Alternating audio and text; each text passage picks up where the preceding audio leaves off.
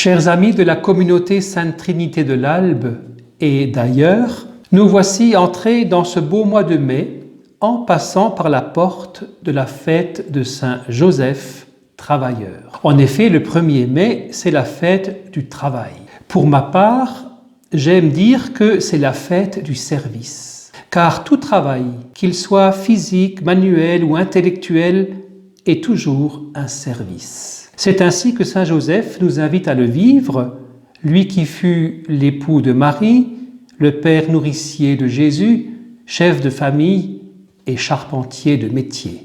Bonne fête à vous toutes et à vous tous qui effectuez dans l'esprit du service votre travail quotidien, à la maison ou dans le cadre professionnel, associatif ou celui d'un engagement public. Jésus dit « Je ne suis pas venu pour être servi, mais pour servir et donner ma vie en rançon pour la multitude. » Eh bien, à travers cette parole, Jésus nous indique un chemin pour transformer le labeur quotidien en joie qui demeure. Ce chemin, c'est celui du don de soi, dans le service des autres, de ceux que le Seigneur me confie et à qui je suis confié. Parmi vous tous, qui d'une manière ou d'une autre travaillez dans la vigne du Seigneur, il y a les prêtres, les diacres, les personnes consacrées au Seigneur dans la vie religieuse, apostolique ou contemplative. Si nous sommes croyants, il nous arrive de les rencontrer, de les fréquenter de près, de travailler ou de prier avec eux.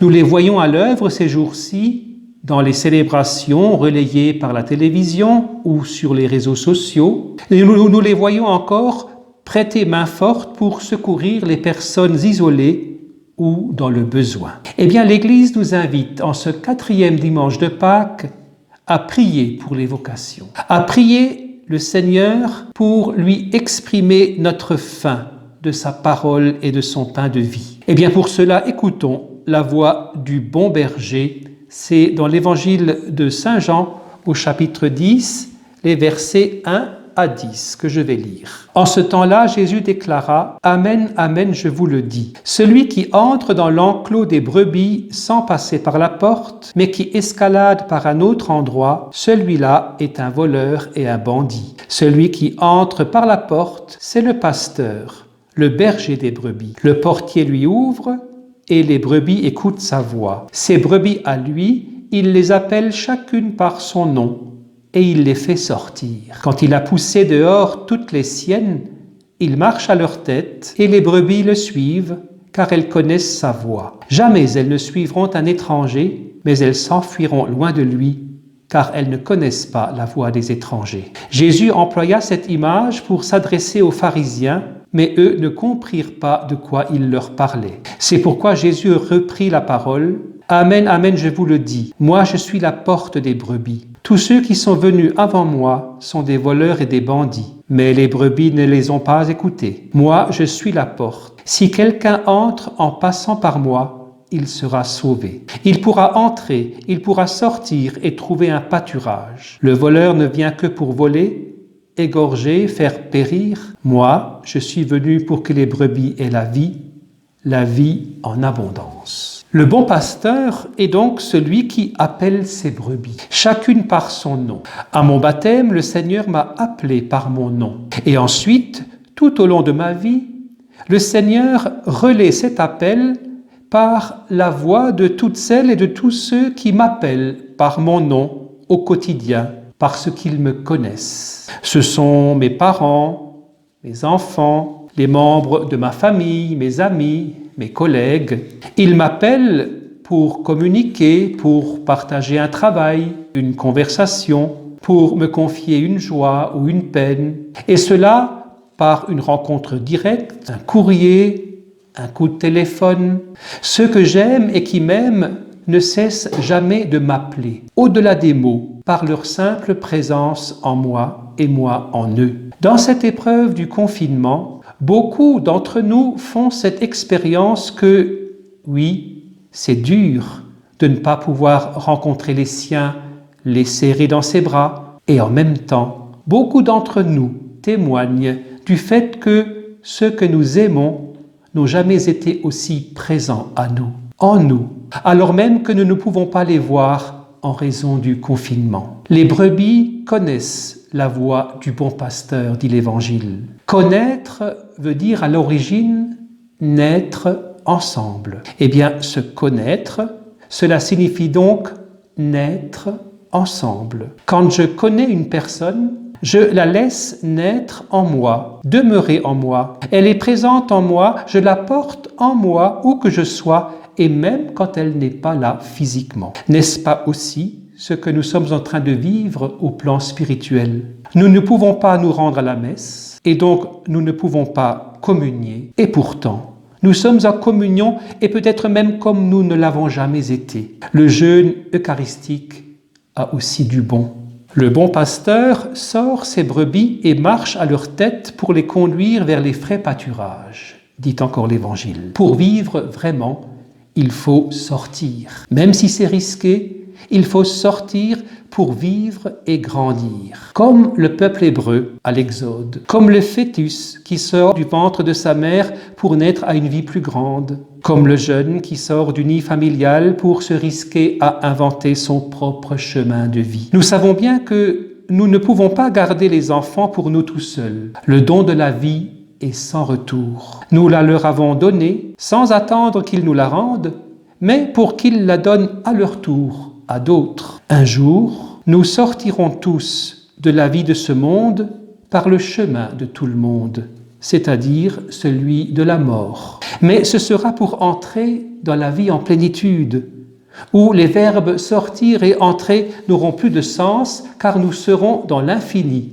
dans l'éternelle présence les uns aux autres en Dieu. Prier pour les vocations, chers amis, c'est prier pour que nous ayons toujours sur notre route de bons pasteurs, en la personne de nos parents, de nos amis, de nos prêtres et diacres, de toutes ces personnes qui savent nous conduire, nous accompagner, nous initier à la vraie vie qui n'est pas le confinement dans nos sécurités, mais dans la sortie vers le monde à construire, à rebâtir, à perfectionner les uns avec les autres. Quand je vais me recueillir dans une église ces jours-ci, elle semble vide et rien ne s'y passe.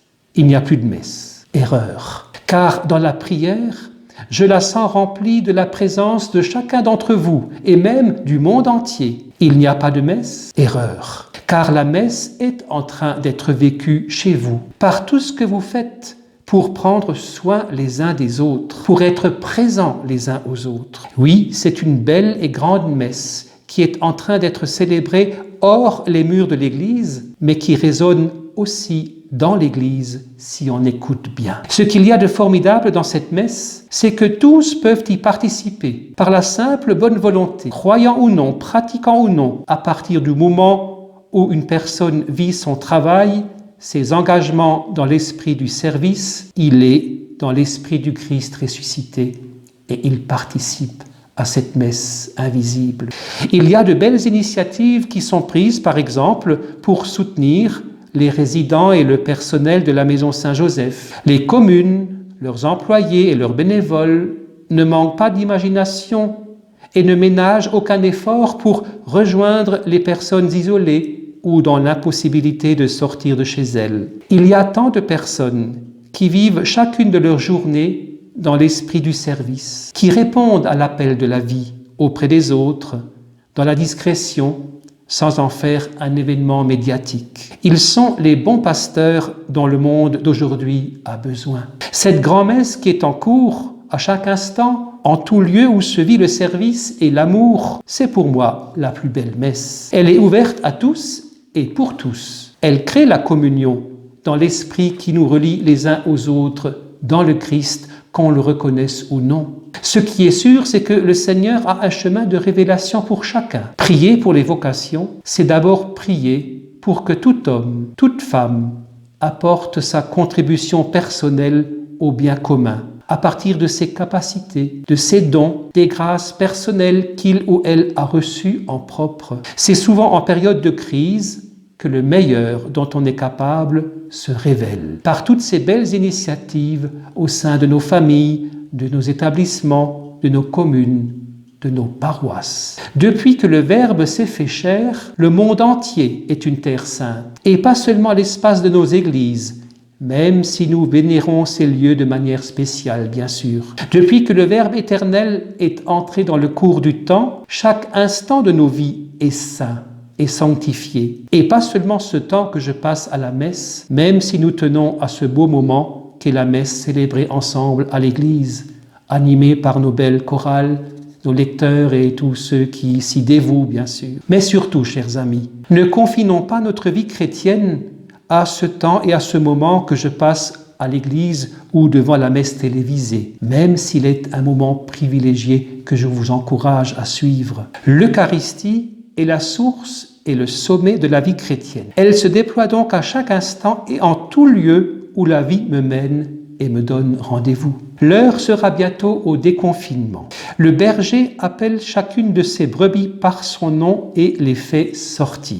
Les brebis naissent à la voix du bon pasteur et elles font naître le bon pasteur en elles en accueillant sa parole dans leur cœur. Eh bien, prier pour les vocations, c'est prier pour que le Seigneur suscite des hommes et des femmes capables de nous mettre en état de marche, de sortie continuelle, même si nous avons besoin, bien sûr, de lieux et de moments protégés que sont nos maisons, nos foyers, nos églises, nos communautés, où il fait bon de s'y retrouver. Si quelqu'un passe par moi, il pourra entrer et sortir librement, dit Jésus. Entrer et sortir librement, on voudrait rajouter, sans avoir à montrer de passe d'entrée ou de sortie dérogatoire. Celui qui croit en Christ a découvert un chemin de liberté. Il est partout chez lui. Il est à tout moment avec son Seigneur. C'est ce que je vous souhaite à tous en ce dimanche de prière pour les vocations. Nous pourrons alors nous retrouver pour célébrer sacramentellement et dans la joie l'Eucharistie du Seigneur. Nous nourrir du vrai pain de vie, celui qui est descendu du ciel et qui donne la vie au monde, le corps et le sang du Christ ressuscité. Et me revient à l'esprit ces paroles d'un beau chant que j'aime personnellement, et c'est avec ces paroles que je vais prendre congé de vous jusqu'à la semaine prochaine. Et voici ce chant qui s'intitule « Une messe commence ». Je ne vais pas le chanter, mais uniquement en lire quelques paroles.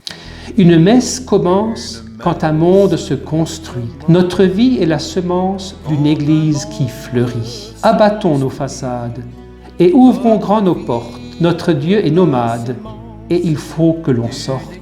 Tout un peuple est en marche, qui se bat et qui peine. C'est que Dieu nous arrache à sortir de nous-mêmes. Une messe commence quand un monde se construit. Notre vie est la semence d'une église qui fleurit.